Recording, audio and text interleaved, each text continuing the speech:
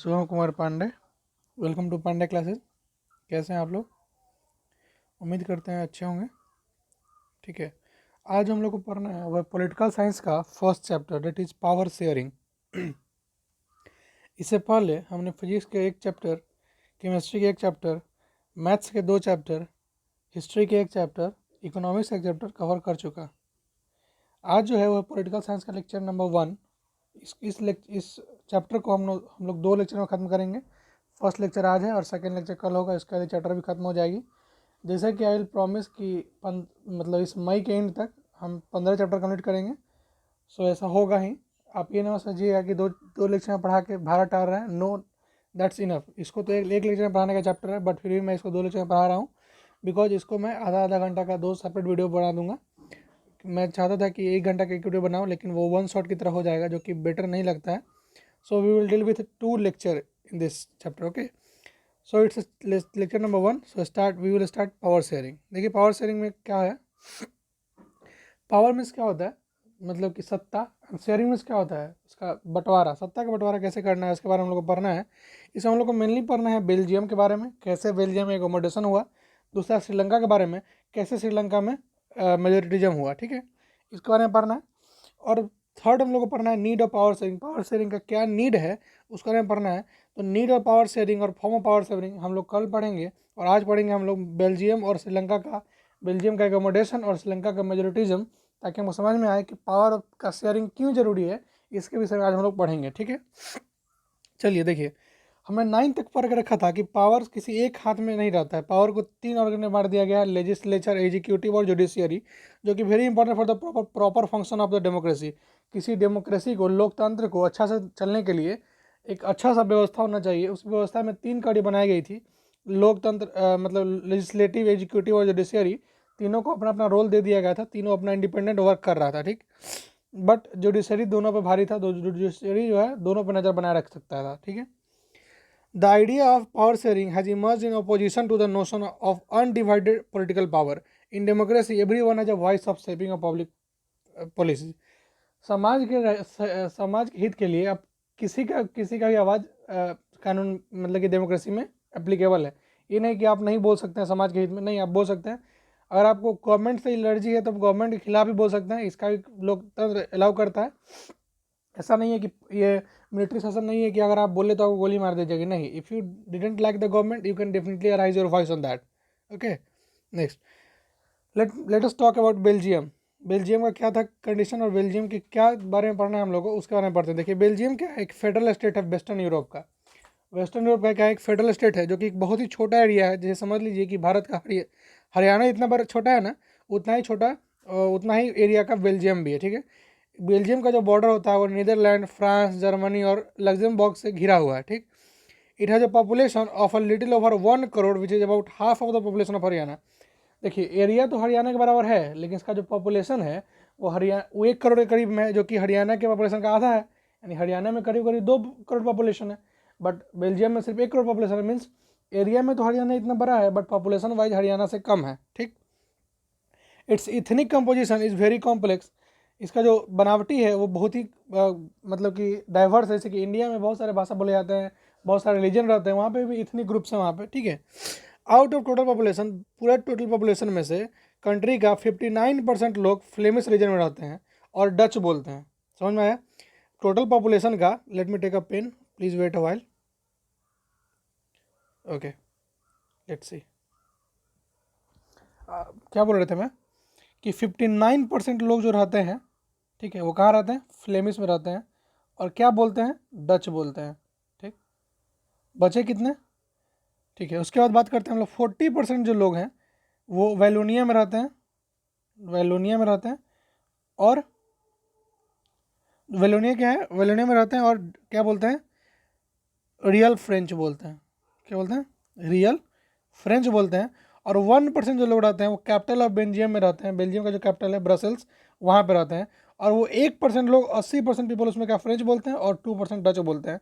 आपको ये परसेंटेज समझ के आने की कोई जरूरत नहीं है, उतना भी आपको एग्जाम में नहीं पूछा जाए कितना परसेंट रहते थे, बट आपको इतना पता होना चाहिए कि आपको बोल दे कि बेल्जियम को डिस्क्राइब करने के लिए तो आप बोलिए कि वहाँ का जो पॉपुलेशन था उसका 59% लोग फ्लेमिश में रहते थे जो कि डच बोलते थे, 40% लोग वॉलोनिया में रहते थे जो कि फ्रेंच बोलते थे, और जो 1% जो बच गए वो जर्मन थे, ठीक है, जो जर्मन बोलते थे।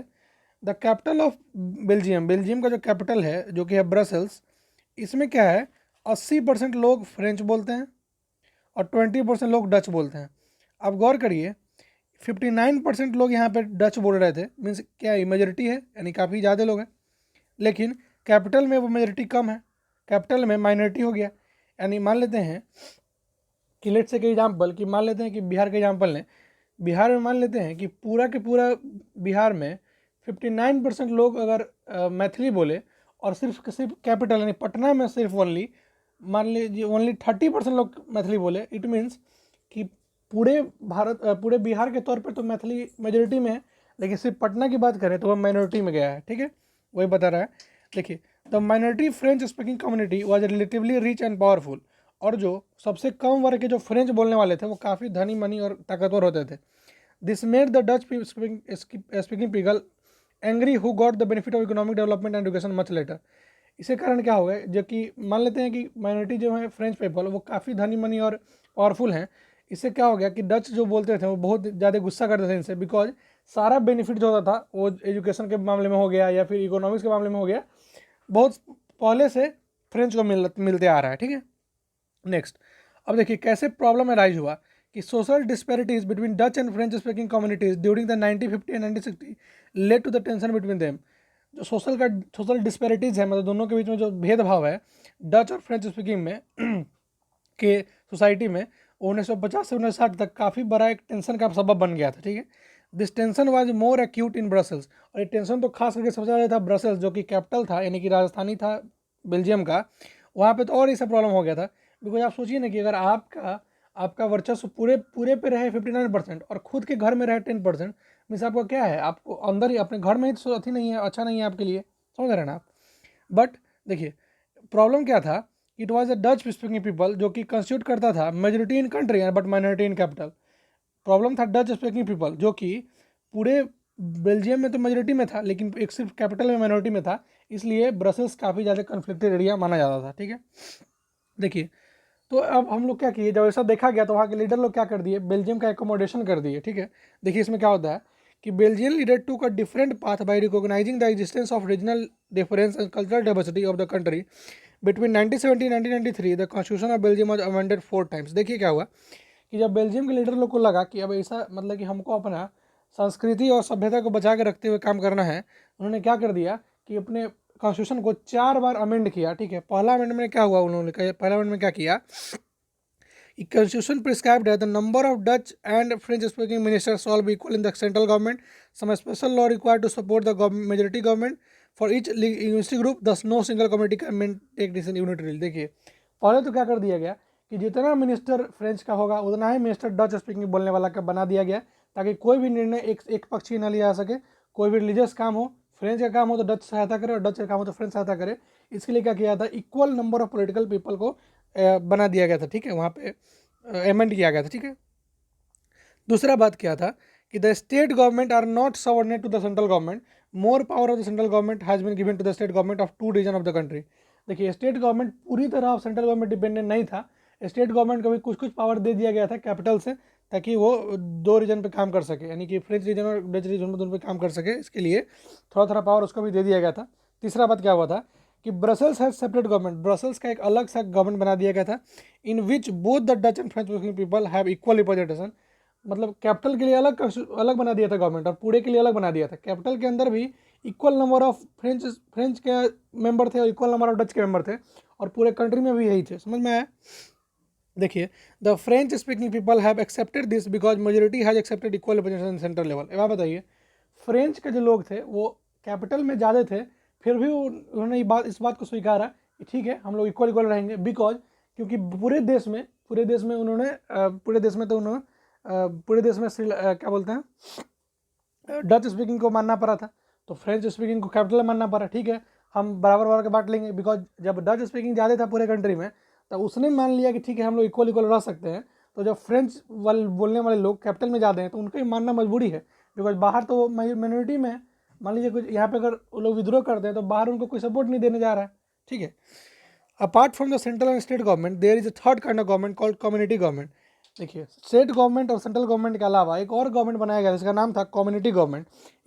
ये होता था, एक पीपल के लोग, मतलब बहुत सारे लोग इसको इलेक्ट करते थे to one. It is elected by people belonging to one language community, Dutch, French, German speaking, no matter what there live. ठीक है, where they live the government has the power regarding culture, education, language related issue.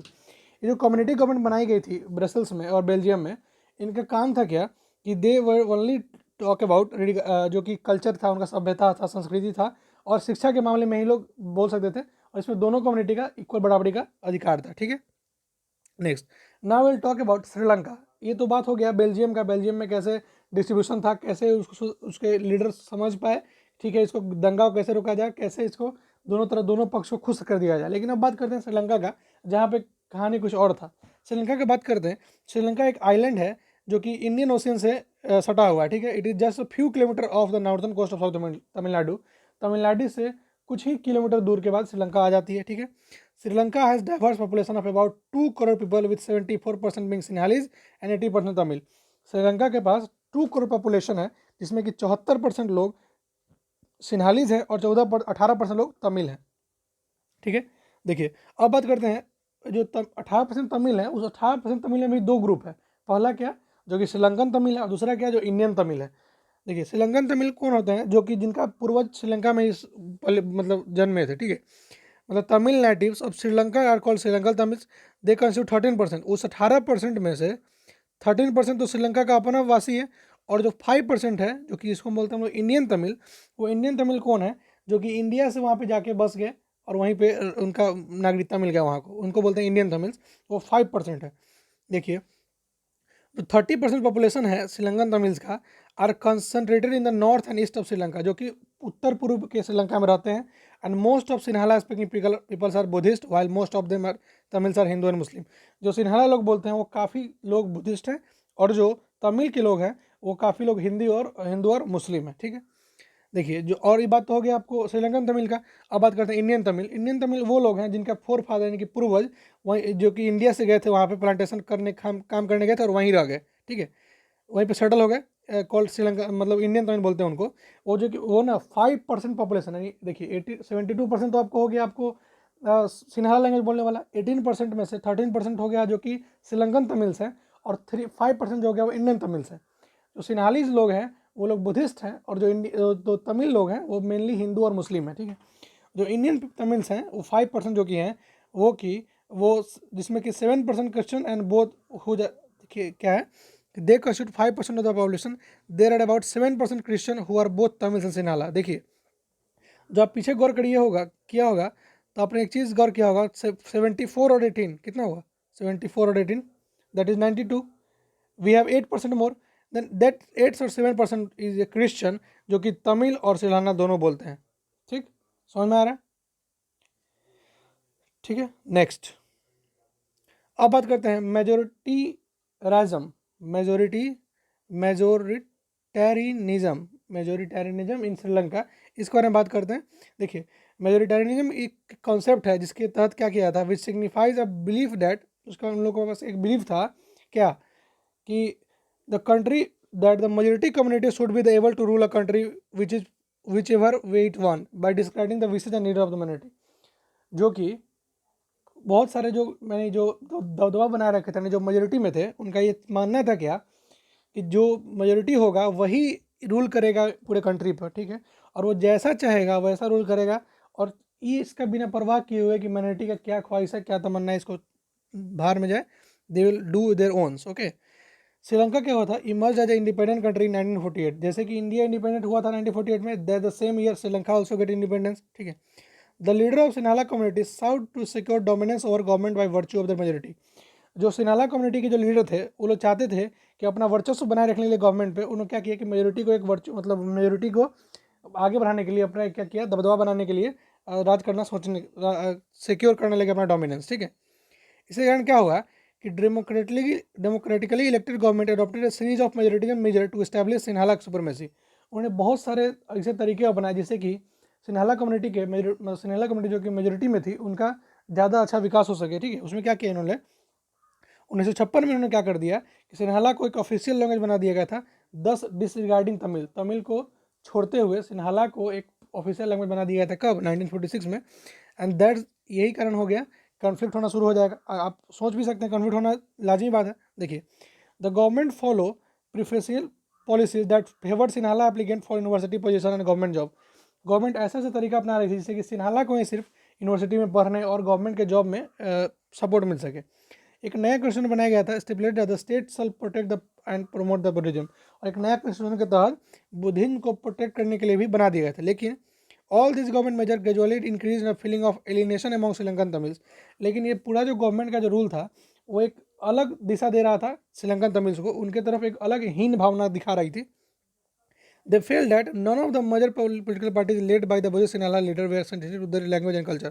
उन्हें लगने लगा, जो कि तमिल थे, उन्हें लगने लगा कि कोई भी सिन्हाला और बुद्धिस्ट के जो लीडर हैं वो उनके तरफ ध्यान नहीं दे रहे हैं और उनसे क्या कर सत्ता को छीनते जा रहे हैं। ठीक है, उनके कल्चर लैंग्वेज को मतलब वैल्यू नहीं दे रहे हैं। ठीक है, this relation between the Sinhala and the Tamil community become strained over time.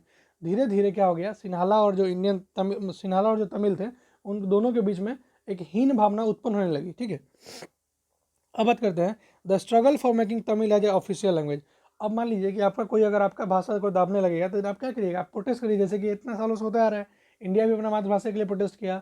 वहाँ पे आपको जब हिस्ट्री पढ़ा रहे थे, हिस्ट्री समय में आपको बताए थे चैप्टर 1 में कि जर्मन पीपल अपना बचाने के लिए रसिया से लड़ गए थे, वहाँ पे रशियन रिवोल्यूशन कर लिए थे वहाँ पे, जब हम लोग पढ़े थे न्यू कंजर्वेटिज्म और गिस्पी मजीनी वाला। समझ में आ रहा है? याद है? याद नहीं तो प्लीज़ उसको जाकर वीडियो देखिए and hope you remember all that. देखिए, तो Sri Lankan Tamils launch parties and struggle for the recognition of Tamil as official language. Sri Lankan जो तमिल थे उन्हें बहुत सारी पार्टीज और क्या किया, स्ट्रगल यानी कि लड़ाई लड़ी ताकि उनका जो तमिल का लैंग्वेज है उसको भी रिकॉग्नाइज किया जाए ऑफिशियल लैंग्वेज में। ठीक है, उन्हें डिमांड किया कि regional autonomy of and equality of opportunity in security education and job, but their demand was repeatedly denied. उन्हें मांग करी कि जितना अधिकार जैसे मिल रहा है सिन्हालाज को, वैसा ही हम लोग को भी यूनिवर्सिटी में जाने का मिले और जितना भी जॉब्स हैं उनमें भी हमको एक स्टैंड मिले। लेकिन इनका सारा बात को डिनाइड किया गया, नहीं, हमेशा काट दिया गया। बाई द 1980 1980 तक several political organization like LTTE, जो कि था लिबरेशन टाइगर ऑफ तमिल इलम, जो पार्टी था, were form demanding an independent Tamil Eelam. एक पार्टी बना जो कि मांग करने लगा कि ठीक है, आप चलिए अब श्रीलंका को पूरा के पूरा तमिल इलम में बदल दें, northern and eastern part of Sri Lanka, ठीक है, को तमिल में बदल दें। The conflict between the two community turn into wide spot conflict, it soon turn to civil war. ये जो कॉन्फ्लिक्ट होने लगा था दोनों कम्युनिटीज के बीच में, ये धीरे धीरे इतना बढ़ गया कि एक सामाजिक युद्ध की तरफ बढ़ गया, यानी this soon turn to a civil war की तरफ ये अग्रसर हो गया। ठीक, अब देखिए इस रिजल्ट ऑफ स्ट्रगल से क्या समझ में आया। देखिए, the civil war resulted in the killing of 1000 people of both communities. अब इस लड़ाई से क्या हो गया कि दोनों कम्युनिटी के बहुत सारे हजारों हजार लोग मर गए। The civil war also cross the terrible setback of the social culture and economic life of the country. मतलब कि कंट्री का, किसी देश का सामाजिक, आर्थिक, वैश्विक सभी क्षेत्रों में घटा होने लगी इस कंट्री को। ठीक है, many families were force to leave the country as refuge and lot of people loss their livelihood. बहुत सारे लोग अपना जीवन शैली खो दिए, बहुत सारे लोग को वहाँ से भागना पड़ा।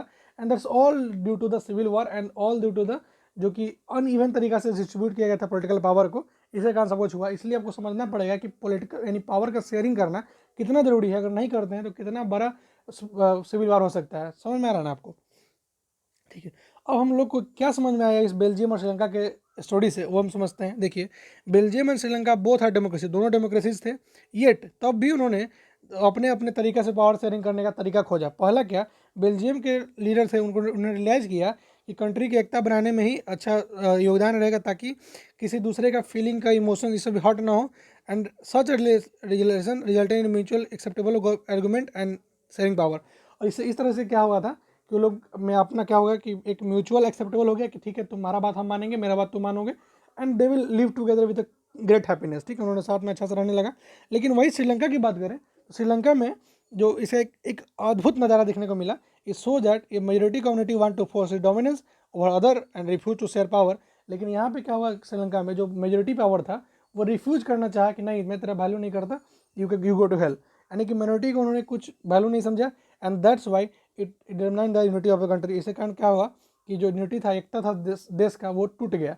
समझ में आ रहा है? यानी कितना ज़रूरी है कि आपका लीडर अच्छा होना चाहिए जो कि सोच सके कि किसी भी क्षेत्र, किसी भी समाज की भावना को ठेस नहीं पहुंचाया जाए, और ऐसा होगा तो एक विद्रोह का भावना लोगों में जलेगा और and soon turn to civil war. Civil war से ना ही सिर्फ देश बल्कि दोनों कम्युनिटीज़ के भी काफ़ी नुकसान हुई, कितने का अपना घर खो दिए, कितने अपने बाल बच्चे खो दिए, एंड दैट्स ऑल।